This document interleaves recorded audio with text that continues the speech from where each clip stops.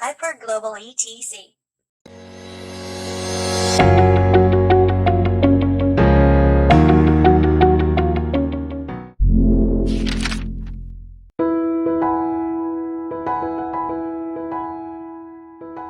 One of the things that's important about emotion is seeing how it changes in people over time. So we have a group of people who have been coming to our labs every 5 years for 20 years and taking a snapshot of their emotional lives. And what all this has sort of told us about what happens to emotion as we age is that there really are two paths.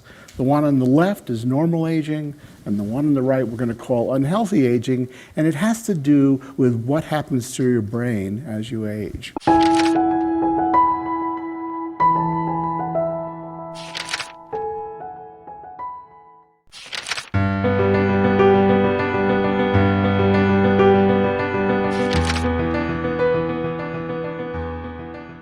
Do you control your emotions? Well, first of all, you have to acknowledge that, number one, you have emotions. And number two, the goal is not to repress emotions.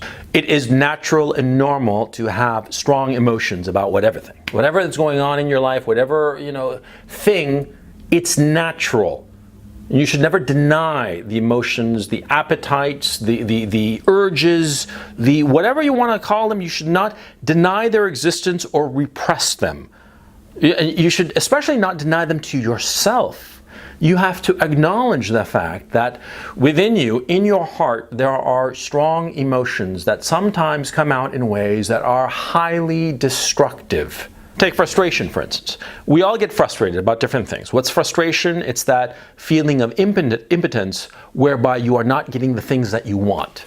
Perhaps you're eventually getting them, but maybe not in the time that you want or the way that you want. Frustration.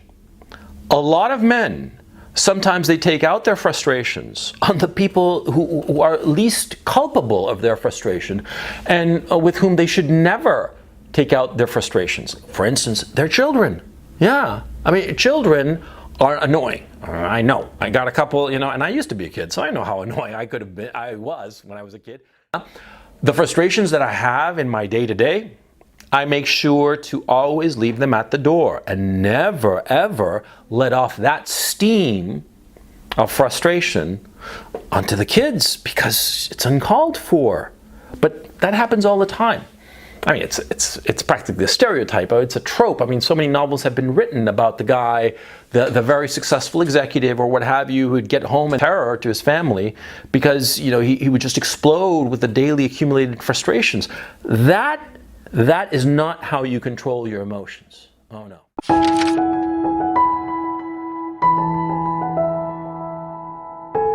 Taking a look at releasing and the AG flap cap chart. In releasing, they have a chart in the Sedona method and letting go, releasing, and Lester Levenson's work.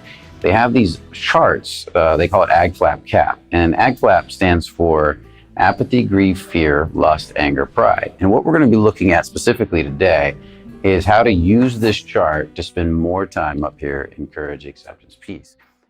To understand what I'm talking about, you need to understand the basics of what this chart is all about, because this is very powerful, guys. Learning to live the bulk of your life in courage, acceptance, peace will change every part of your life. All those goals that are coming into your life will start coming into your life when you're up here around 80% of the time. To me, what I'm always shooting for is like the 80-20 rule. Can I spend more and more time up here and less time down here?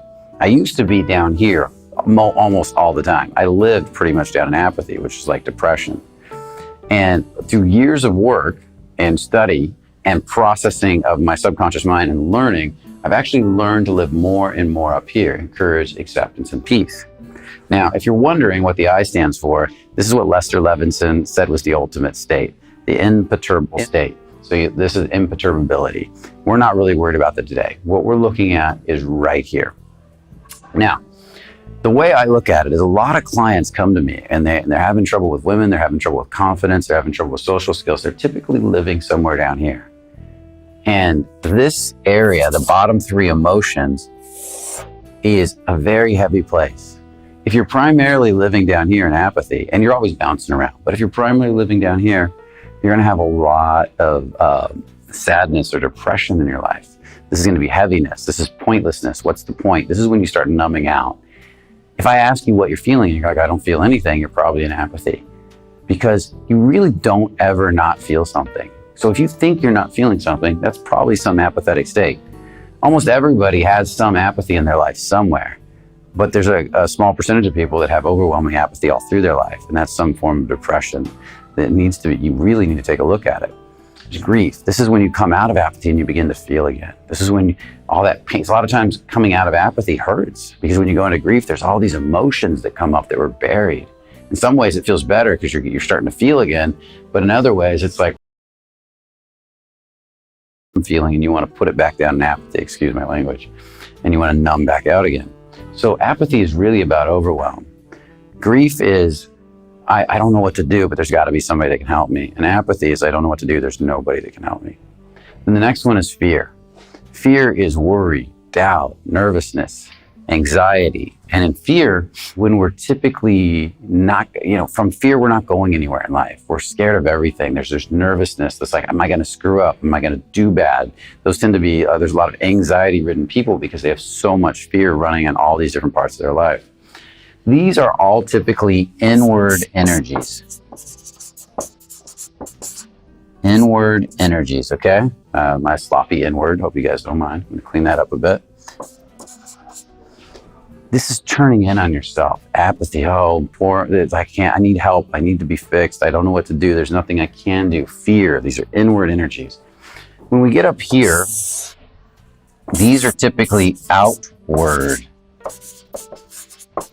energies. This is pushing, another way you could say it.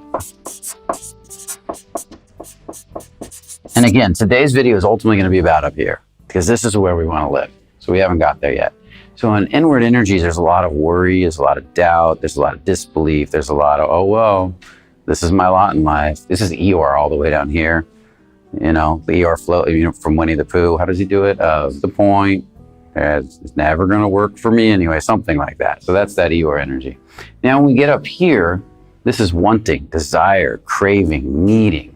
This is cockiness, arrogance, stuff like this. These energies are outward pushing energies. Down here, you try to do affirmations and they're not going to do anything. Like down here, I'm like, I'm happy. My life's good. I'm a millionaire. But your whole nervous system's going, yeah, right. Your life sucks. Okay? And that's the feelings and the emotions that are driving all the thoughts, because these are the emotions. In here, though, especially when you start getting into anger and pride, you can start getting a lot done. That's the pushing energy.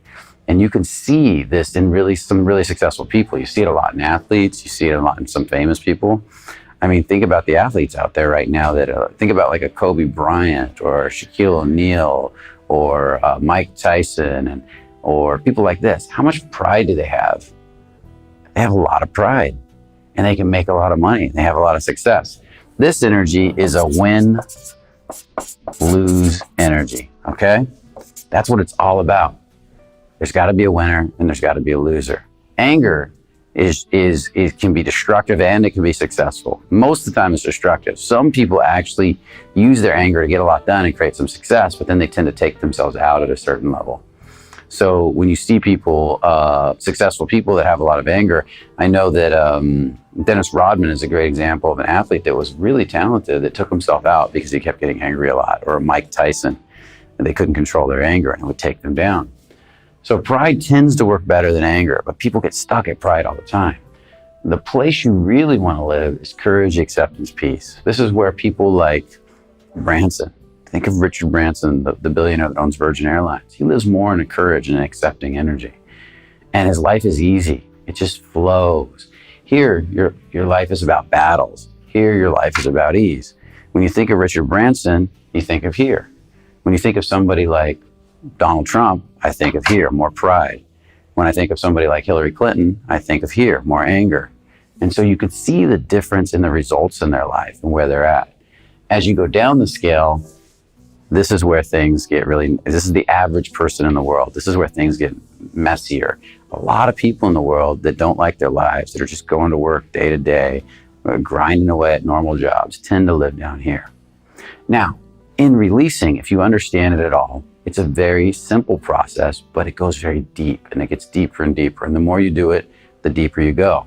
And the goal here is to release all of this ag flap so that all that's left is courage, acceptance, peace, and ultimately, and eventually, imperturbability. That would be the ultimate state, okay, of being. And the theory here in all the teachings is that every time I let go a little bit of apathy, I automatically use courage to do it, and I rise into more acceptance of self, and you kind of rise up here. So every time I let go of one of these little emotions. So what happens is people start to learn this, and every day they're releasing down here. That's where they're taught to release. Can you welcome the fear? Can you welcome more fear? Maybe you have a lot of fear about your job. Yeah, because you got a new job and you're scared to go to work. And can you welcome that fear? And can you welcome more of that fear? Now can you let go of some of that fear? Because you can't let go of something you haven't welcomed. And this is kind of the process. Can you welcome it? And can you let it go? If you want to learn more about that process, check out, again, our releasing programs, or check out Sedona Method or releasing as a whole. And they'll teach you how to start letting go. It's a very powerful process and can be very successful. But every once in a while, and actually more often than I like, I run into people that do a lot of releasing down here, and they do it day in and day out. Maybe in the beginning they get results. And then what happens is after a while, they just get frustrated and frustrated and frustrated and frustrated. And so it's pretty much always the same problem. And this is what solves this problem. And also, it's just a great practice, especially if you don't know much about releasing. Just start taking up this practice right away, because it can be a life changer. You see, the problem is with law of attraction and law of vibration. I saw this really quickly when I started to work at this, because I ran this through the natural laws. And if you haven't seen my videos on the natural laws, check that out. And when you put your primary focus down here, because you're doing all the releasing down here, this becomes your whole world. If the whole time I'm saying, can I welcome fear and let it go? Can I welcome grief and let it go? Can I welcome apathy and let it go? Can I welcome lust and let it go? But I never spend much time up here. Your subconscious mind doesn't have a relationship to courage, acceptance, peace. It can never get out of down here. It can never actually start existing up here. And the reason that is because by law of attraction, every time I let go of fear, and I'm heavily focused on fear, maybe the bulk of my energy is saying, I got to get rid of this fear, I got to get rid of this fear, I got to get rid of this fear. Then every time I let go of more fear, I have to find more fear, because what you focus on expands. Same with the reticular activating system of your brain. What you focus on expands. So if you're constantly releasing on grief, you're going to find more grief. You see, what I realized very quickly, and this was something that Lester Levenson, the guy that actually came up with this, actually did it a little different than it's being taught today. When he first figured this out, he said to himself, what does love feel like? Which is part of acceptance and courage. He said, I really just want to be happy. And happiness is all about love for him. And he said, it's when you're giving away love that you're ultimately the happiness. So he said to himself, what does love feel like? And he went through every memory he had of love. And he sat with them and he meditated on them until he could get a little experience of love, because he was miserable. He had been unhappy his whole life. And when he got this experience of love, he said, now that I've got this experience of love, what feels better, being loved or giving away love? And he realized that being loved was temporary, because people's emotions and mood change. But giving away love, he could control that. So he said, being loving is the key, which is a part of courage and acceptance. So he found all the places in his life he was being loving, all the memories, and he sat with those and meditated on those till he could recall them at will. And then the next thing he did was he took a look at his emotions.